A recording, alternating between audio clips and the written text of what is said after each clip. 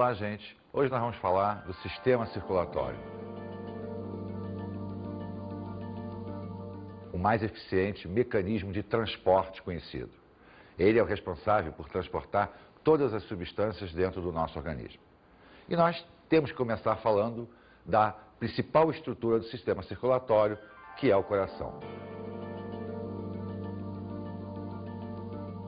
Vamos olhar a situação anatômica do coração, suas partes e posição dentro do nosso organismo. Vamos lá. O nosso coração, ele fica na região central do tórax, atrás do osso denominado de externo, entre os dois pulmões, numa região chamada de mediastino. Vamos observar.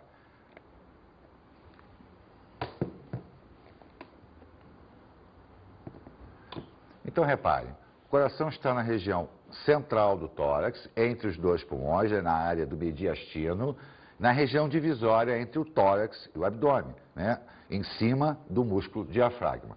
Vamos retirar o coração para que a gente possa observá-lo com mais detalhe. O coração, então, é formado por uma estrutura muscular denominada de miocárdio, formado por 4 câmaras, né? Ele é simétrico, ele apresenta simetria bilateral, quer dizer, um lado é simétrico ao outro, e se nós retirarmos a região anterior do coração, nós vamos observar que ele apresenta 4 câmaras, 2 superiores, 2 inferiores. As superiores são denominadas de átrios e as inferiores denominadas de ventrículo. Então, o coração humano apresenta 4 cavidades, o átrio direito, o ventrículo direito, o átrio esquerdo, o ventrículo esquerdo. Toda a movimentação sanguínea se dá através dessas câmaras. Ocorre que entre as câmaras superiores, os átrios, e as câmaras inferiores, os ventrículos, existem válvulas que vão impedir que o sangue retorne dos ventrículos para os átrios. Do átrio direito para o ventrículo direito, existe uma válvula denominada de tricúspide.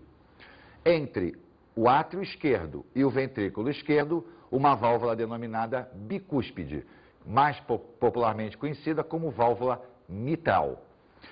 Na saída dos vasos sanguíneos também existem válvulas, sempre impedindo que haja o refluxo do sangue. Com isso, o sentido sanguíneo é sempre unidirecional. Não há refluxo, porque se houvesse, o coração começaria a apresentar dificuldade no batimento cardíaco dele. Então, essa pequena máquina bate N vezes durante toda a nossa vida, né? Desde os primórdios da formação embrionária, depois fetal, após o nosso nascimento, até ele parar de se contrair, até cessar o seu funcionamento. É interessante nós salientarmos que o batimento cardíaco, quer dizer, aquele barulho que a gente escuta dele, não é ele fazendo barulho. A musculatura não faz barulho. Se fizesse, quando nós andássemos, nós seríamos uma orquestra sinfônica. A musculatura é igual. O que faz barulho é o fechamento das válvulas. Quando as válvulas se fecham para impedir o refluxo, esse é o barulho. E quando esse barulho se altera, é porque a válvula não está funcionando direito. E aí nós conhecemos com o nome de sopro cardíaco. Na realidade, o sopro é uma falha do fechamento de uma válvula qualquer, da mitral, da tricúspide, das sublunares, que são as que controlam a saída vascular. Então o médico sabe, pelo barulho, que alguma delas não está funcionando direito. Vamos escutar agora o médico cardiologista falando das alterações de funcionamento cardíaco quando nós estamos apaixonados. Vamos ver. A resposta que ocorre no caso de paixão específico, que é uma situação que envolve uma série de parâmetros, não especificamente, eu não posso dizer que é só isso e isso que vai ocorrer, mas são vários. Depende também da personalidade da pessoa envolvida na paixão. No caso, dependendo do sexo, a resposta é diferente, e dependendo da personalidade da pessoa, se ela é mais envolvida afetivamente ou não, isso tudo interfere na resposta. A resposta básica, no caso da paixão, seria uma adaptação circulatória específica causada pelo desencadeamento de descarga hormonal que ocorre para suprir a demanda energética provocada pelo sentimento.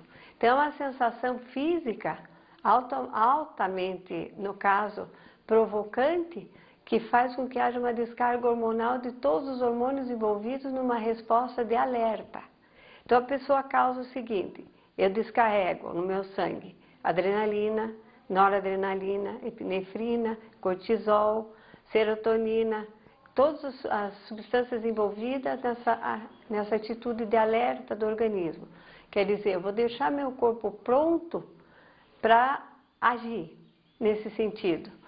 Isso é uma resposta fisiológica que a gente tem que interpretar como também um estímulo específico para manter a raça em dia, procriação, né? Então, eu deixo o sistema pronto para agir, para ficar mais alerta, mais ativo. Essas substâncias todas causam alterações específicas em vários órgãos. Então, eu vou causar o quê? Vasodilatação, para que haja um aumento de aporte de sangue e oxigênio para os órgãos na hora que eu precisar utilizar esses órgãos.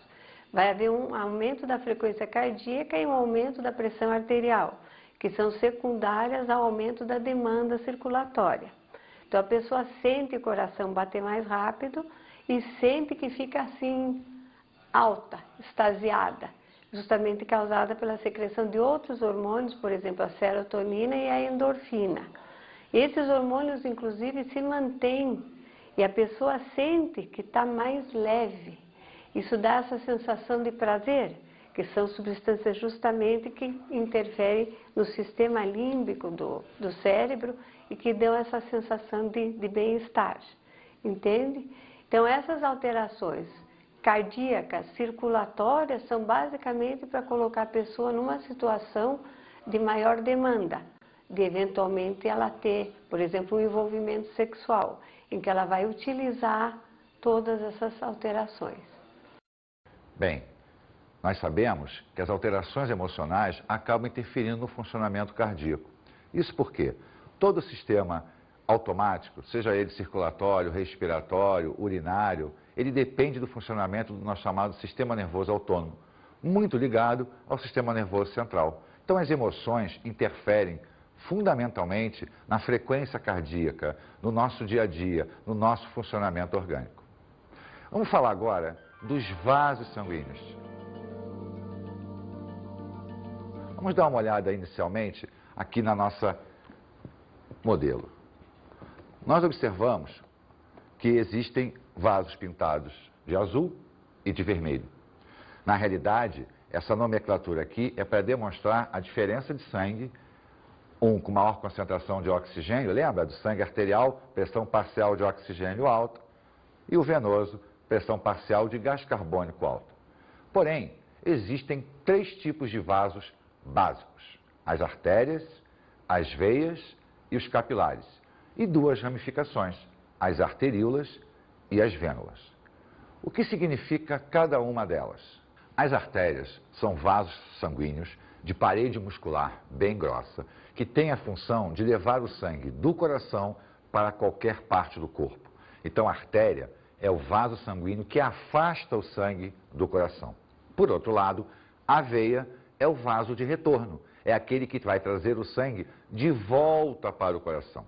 Acontece que, na grande maioria dos casos, as veias funcionam em sentido antigravitacional, ou seja, o fluxo sanguíneo delas é contra a força da gravidade.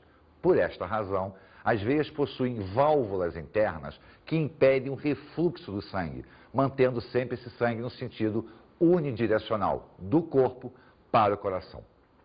Com o passar do tempo, idade, fatores genéticos, posturas de trabalho, essas válvulas começam a não mais fechar direito, elas permitem o refluxo sanguíneo, provocando um fenômeno que nós conhecemos como varizes. Então, as varizes, na realidade, aparecem em decorrência do mau funcionamento das válvulas de refluxo, permitindo o refluxo do sangue, que vai se encontrar com o sangue no sentido normal, provocando a dilatação do vaso sanguíneo.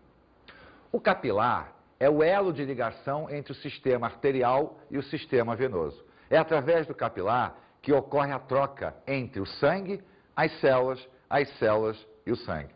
A parede do capilar ela é formada por uma única camada de células para permitir que as substâncias atravessem por difusão, por osmose, passem do sangue para o meio, do meio para o sangue. Só que existe uma diferença muito grande de calibre entre artéria, veia e capilar. Por esta razão, nós temos dois vasos que são as ramificações, o elo de ligação entre esses dois sistemas. São as arteríolas, que são as ramificações das artérias, as vênulas, que são as ramificações das veias. Então, se nós observarmos de uma maneira bem ampla o sistema circulatório, o sangue sairia pelas artérias, arteríolas, capilares.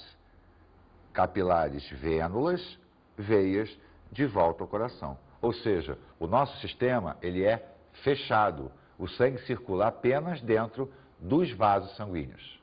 Nós vamos observar agora os principais vasos sanguíneos ligados diretamente ao coração. Vamos ver. Nós temos aqui em vermelho a maior artéria do nosso corpo, que é a artéria aorta. Ela sai do ventrículo esquerdo, que é esse trecho aqui, faz isso, e a partir dela todo o sangue será distribuído para o corpo.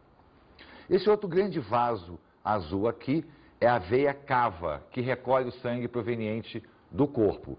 Nós temos a cava inferior e a cava superior. Ela recolhe o sangue cabeça, tronco e o restante do corpo entrando no átrio direito. Esse outro vaso azulzinho aqui é a artéria pulmonar. Ela vai levar o sangue do ventrículo direito para os pulmões, para que possa ocorrer a hematose.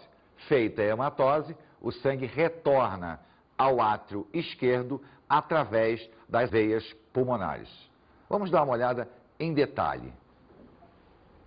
Então nós temos aqui a artéria aorta, que vai partir do ventrículo esquerdo para o corpo, a veia cava, que traz do corpo para o átrio direito, a artéria pulmonar, que leva o sangue do ventrículo direito para os pulmões, e as veias pulmonares, que trazem o sangue do pulmão para o coração.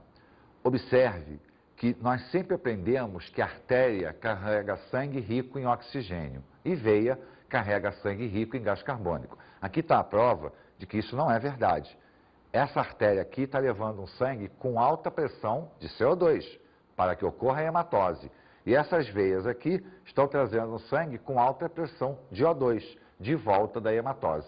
Então, na realidade, a nomenclatura de artéria e veia não se dá pelo conteúdo do gás no sangue, e sim pelo sentido do sangue. Quando parte do coração, é uma artéria. Quando retorna para o coração, é uma veia.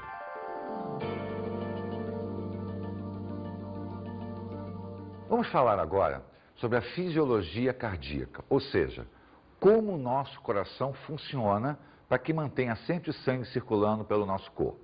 Existem dois aspectos, o aspecto nervoso e o aspecto muscular. Vamos começar a falar do aspecto nervoso, aquele que vai controlar o nosso coração. Lembrando sempre que o coração é uma estrutura independente do nosso sistema nervoso. Isso significa dizer que se o nosso sistema nervoso parar de funcionar, o nosso coração ainda funciona durante algum tempo.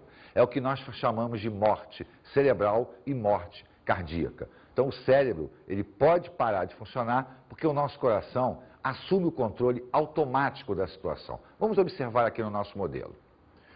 Nessa região, mais ou menos aqui, existe uma estrutura chamada de nó sinoatrial. É o popular marca-passo. É ele que dá o ritmo cardíaco. É ele que vai fazer com que o nosso coração se contraia mais rápido ou mais lento, dependendo da situação. Quando ele para de funcionar, é que nós implantamos o marca-passo para manter esse ritmo regulatório. Partindo desse ponto central, nós temos um feixe nervoso que desce, denominado de feixe de His, que vai irrigar toda a área ventricular, ou seja, vai levar os nervos para a área ventricular. Então, há uma grande rede nervosa nesse trecho do coração aqui, que nós chamamos de rede de Purkinje, que justamente vai controlar o batimento cardíaco. Mas, sem sombra de dúvida, o ponto mais crucial, o ponto mais importante, é o nosso marca-passo, porque é a partir dele que os impulsos elétricos são enviados para toda a estrutura muscular. E é justamente esses pontos elétricos do coração que nós fazemos o eletrocardiograma. O nosso eletrocardiograma, ele mede exatamente os pontos elétricos que faz com que a musculatura cardíaca funcione. Vamos falar agora dos tempos cardíacos. O que são os tempos cardíacos? É a movimentação do sangue dentro do coração, dos átrios para os ventrículos. A movimentação depende da contração e do relaxamento da musculatura cardíaca. Só que, em termos técnicos, quando nós dizemos que o coração está em contração, nós dizemos que ele está fazendo uma sístole. E quando ele está em relaxamento, uma diástole. Então, sístole e diástole são os movimentos de contração e de relaxamento da estrutura cardíaca. Acontece que o coração, lembra, ele tem 4 cavidades, 2 átrios, 2 ventrículos, e que funcionam simultaneamente. Então, os átrios trabalham juntos e os ventrículos trabalham juntos.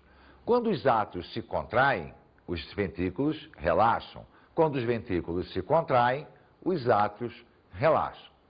Isso para quê? Para que o coração possa sincronizar o movimento de entrada e de saída do sangue em relação ao corpo. Então vamos acompanhar ponto a ponto. O primeiro tempo cardíaco é quando os átrios vão se contrair e os ventrículos vão se relaxar. Então nós dizemos que o primeiro tempo cardíaco está acontecendo uma sístole atrial e uma diástole ventricular. Neste momento, os átrios que estão cheios de sangue vão passar o sangue para os ventrículos. Então, o átrio direito passa o sangue para o ventrículo direito, o átrio esquerdo passa o sangue para o ventrículo esquerdo. Nesse momento, os ventrículos estão cheios de sangue e agora os átrios vazios. Vai começar, então, o segundo tempo cardíaco. No segundo tempo cardíaco, o sangue vai sair do coração para o corpo. Então, vamos acompanhar ponto a ponto, lembrando sempre que o funcionamento é simultâneo. O átrio direito vai receber o sangue oriundo do corpo. O átrio esquerdo vai receber o sangue oriundo do pulmão. Mas vamos acompanhar agora a movimentação do ventrículo para que você possa entender como o sangue retorna para os átrios. Quando o ventrículo direito se contrair, ele vai mandar o sangue para o pulmão através das artérias pulmonares. Mas como o sistema é fechado, o sangue que sai do ventrículo para o pulmão empurra o sangue que estava no pulmão de volta para o átrio esquerdo. O sangue agora que está no ventrículo esquerdo, ao se contrair, vai sair pela artéria aorta em direção a todo o nosso corpo. Mas esse sangue que sai em direção ao nosso corpo empurra o sangue de volta para o átrio direito, através das veias cavas. Vamos observar novamente. Olha, eu tinha os átrios cheios de sangue, eles se contraíram, o sangue passou para o ventrículo. Então eu tinha uma sístole atrial, uma diástole ventricular. Agora, os ventrículos se contraem, então eles estão em sístole. Se o ventrículo está em sístole, o átrio está em diástole. Então olha lá, ventrículo direito contraiu, sangue para o pulmão, sangue para o átrio esquerdo. Ventrículo esquerdo contraiu, sangue para o corpo, sangue para o átrio direito. Com isso, a gente fecha o funcionamento da circulação sanguínea. Acontece que vamos pensar o seguinte, quando o coração se contrai, principalmente o ventrículo esquerdo, que o sangue sai pela aorta e espalha pelo corpo, o nosso corpo é relativamente grande, é altamente vascularizado. Por isso, lembra que quando nós falamos da artéria, ela tinha uma parede muscular muito intensa? Pois é, quando o ventrículo empurra o sangue para dentro da artéria aorta, a força exercida por este sangue dilata a artéria, então a artéria aumenta de tamanho. Acontece que isto ocorre aonde? No segundo tempo cardíaco. De repente, a força de saída do sangue não existe mais. Por quê? Porque nós estamos no primeiro tempo, lembra? O sangue do átrio para o ventrículo. Como não existe mais força do sangue saindo do coração para a artéria volta ao seu tamanho normal. Mas acontece que quando ela volta para o seu tamanho normal, ela continua empurrando o sangue para frente. Então, olha só, quando o ventrículo manda o sangue para a artéria abre. Quando ele não está mandando sangue para a artéria fecha. Só que a força que o sangue faz quando sai é muito alta, porque está ocorrendo o quê? A sístole ventricular. É a hora que o sangue aumentou dentro da artéria, o volume aumenta. Por isso, nós dizemos que a pressão que está ocorrendo ali na artéria é uma pressão sistólica. Por quê? Porque é o ventrículo que está em sístole mandando o sangue para fora. Essa pressão sistólica é popularmente conhecida como pressão máxima. Por outro lado, quando o ventrículo não está mais mandando o sangue para a artéria, que a artéria está voltando ao seu tamanho normal, o ventrículo está em diástole. Então, nós dizemos que a pressão é diastólica, popularmente conhecida como pressão mínima. Então, a pressão máxima e a pressão mínima é justamente a força que o sangue está exercendo na parede do vaso sanguíneo. Isto é importante, porque se houver uma diferença de pressão, uma alteração na pressão, esse funcionamento pode ser prejudicado e automaticamente poderá provocar sequelas no nosso corpo.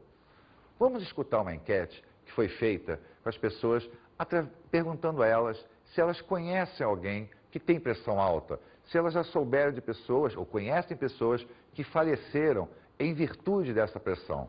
Vamos à enquete.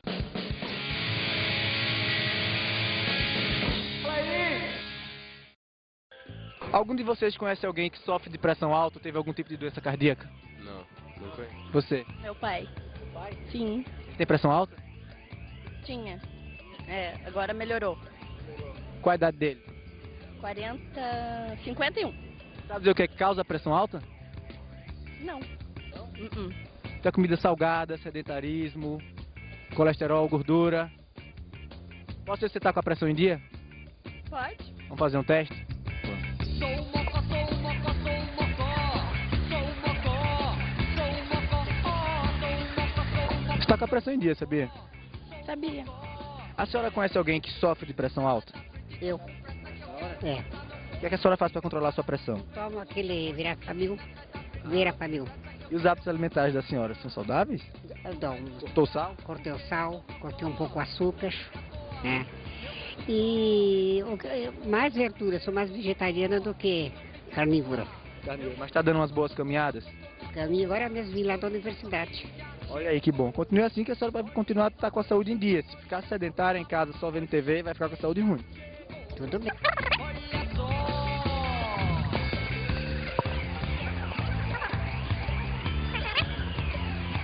Tu conhece alguém que tem a pressão alta? Não, graças a Deus a minha pressão é muito boa, toda a vida foi. Não tenho problema de pressão, não.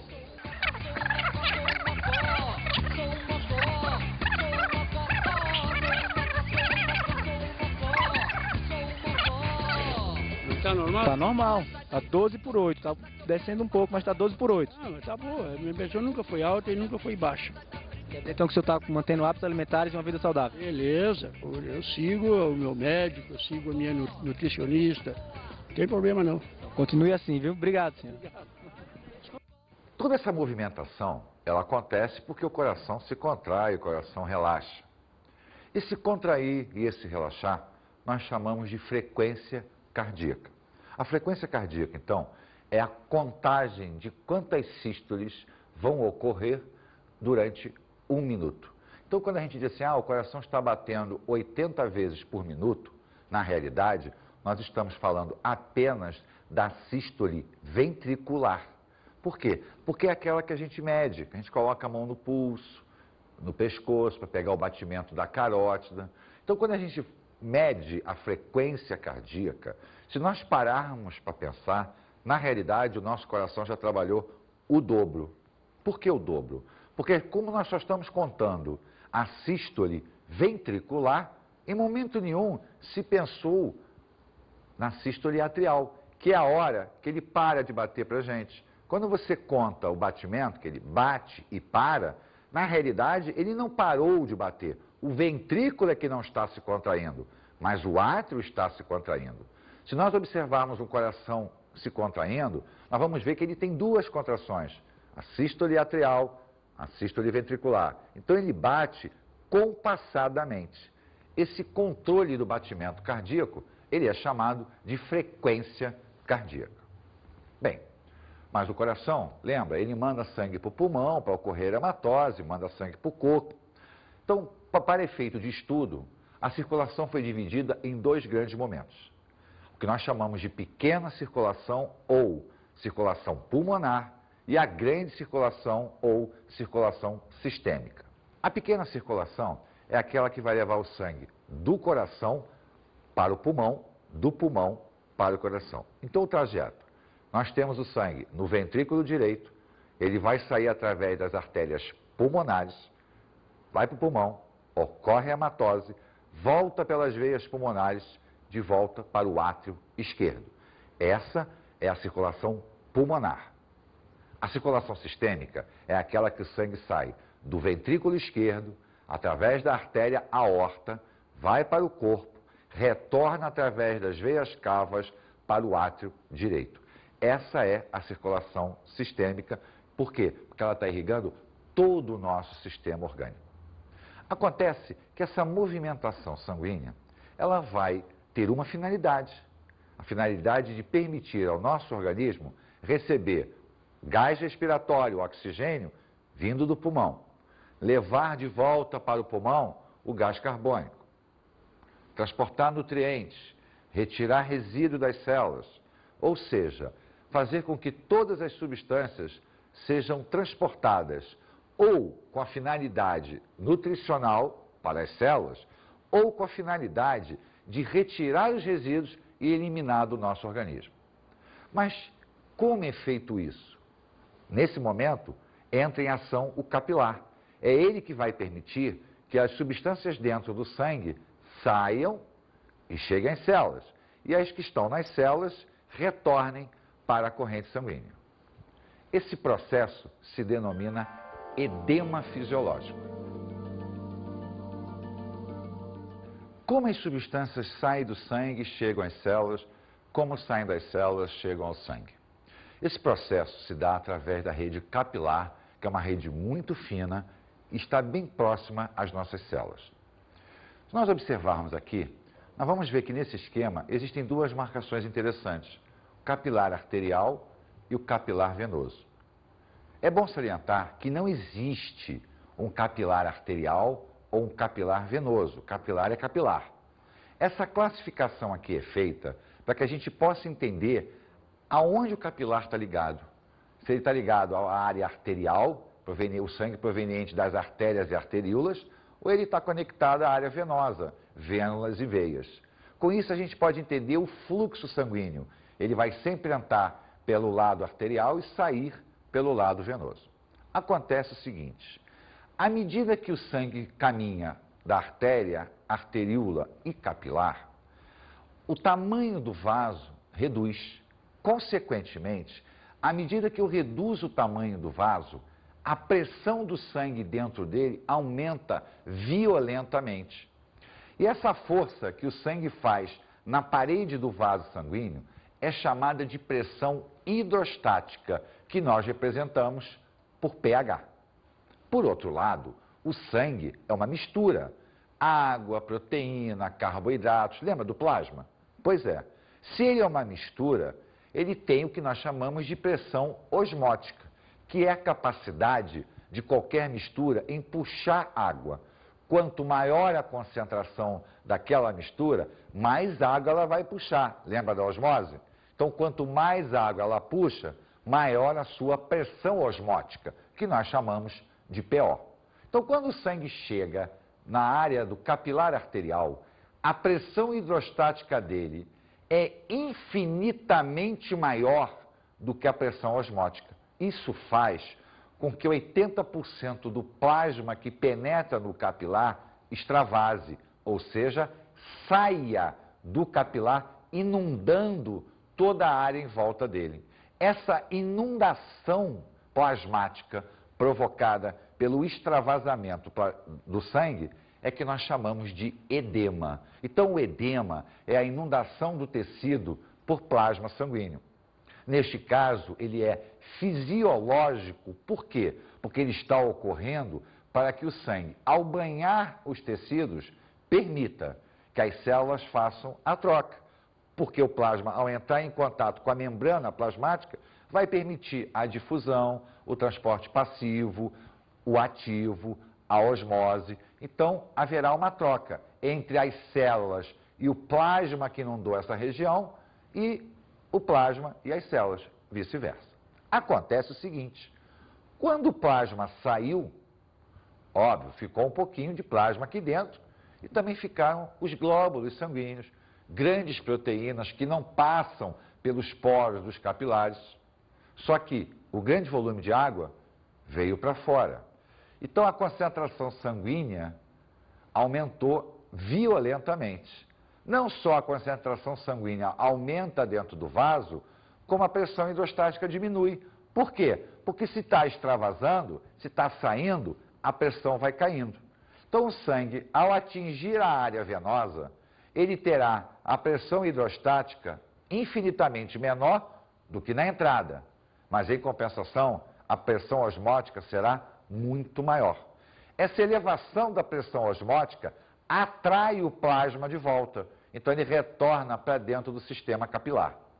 Só que a hidrostática é muito maior do que a osmótica. Isso significa dizer que nem todo o plasma que saiu retorna. Parte dele fica banhando o tecido. Mas ele não pode permanecer ali, porque se ele permanecer, essa área vai ficar inundada constantemente, mais inundada, e vai começar a dilatar o tecido. Por esta razão, nós temos um sistema paralelo ao sistema circulatório, chamado de sistema linfático. Esse sistema linfático ele vai drenar todo esse líquido que fica, aqui sem se voltar para a corrente sanguínea, todo esse plasma que extravasou e não retornou. Esse plasma que fica nessa região, que é drenado pelo sistema linfático, nós chamamos de linfa.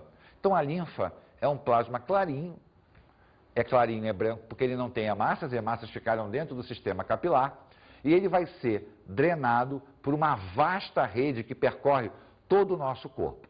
Acontece que ao longo do sistema linfático existem pontos de filtragem, são chamados nódulos linfáticos. Isso por quê?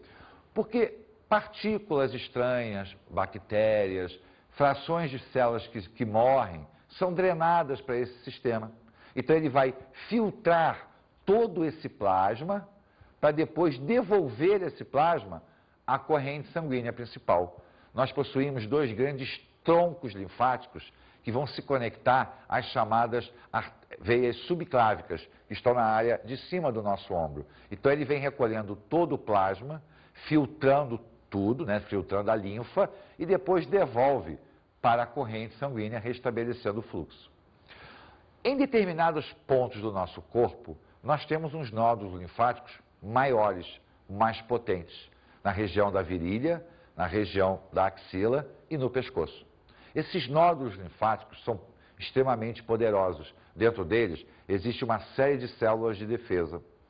Quando essa drenagem captura alguma bactéria, algum agente infeccioso muito potente, ele fica preso nesses nódulos.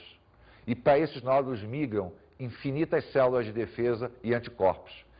Com isso, eles incham, produzindo o que a gente conhece com o nome de íngua.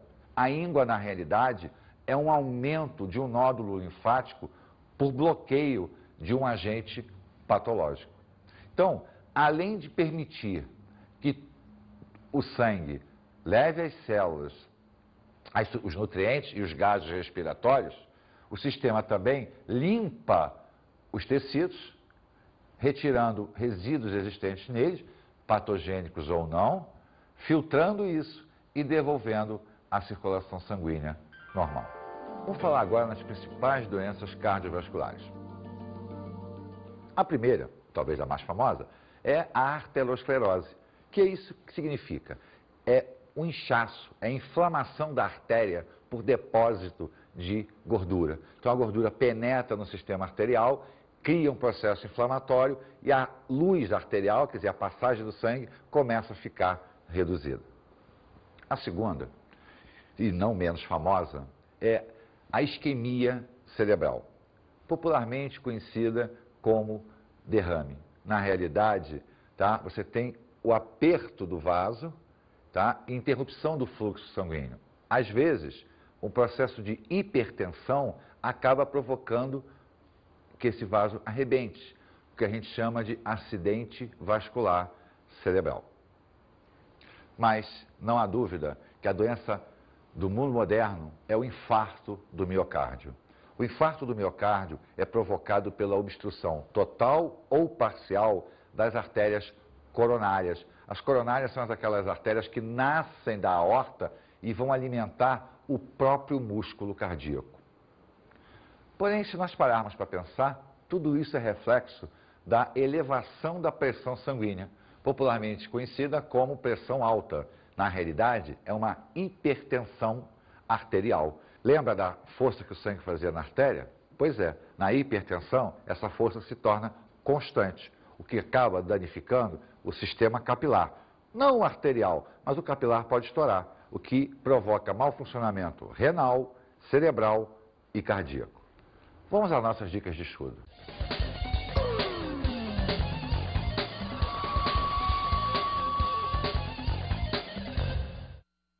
Como dica de estudo, eu falo para vocês, olhe bem o funcionamento cardíaco, formação, câmaras, válvulas, vasos ligados ao coração, a grande e a pequena circulação, a fisiologia cardíaca, como é que ele funciona, a parte elétrica, a parte muscular, o que são os tempos cardíacos, isso é muito importante. Agora, nunca esqueça, como ocorre a troca?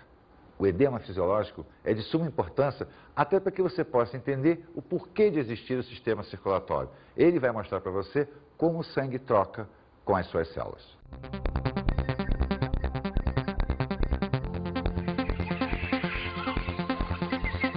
Na aula de hoje, falamos sobre o sistema circulatório.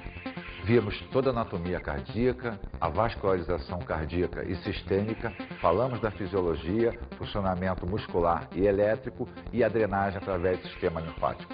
Aproveitamos e discutimos também todas as doenças cardiovasculares, as mais importantes. Bons estudos!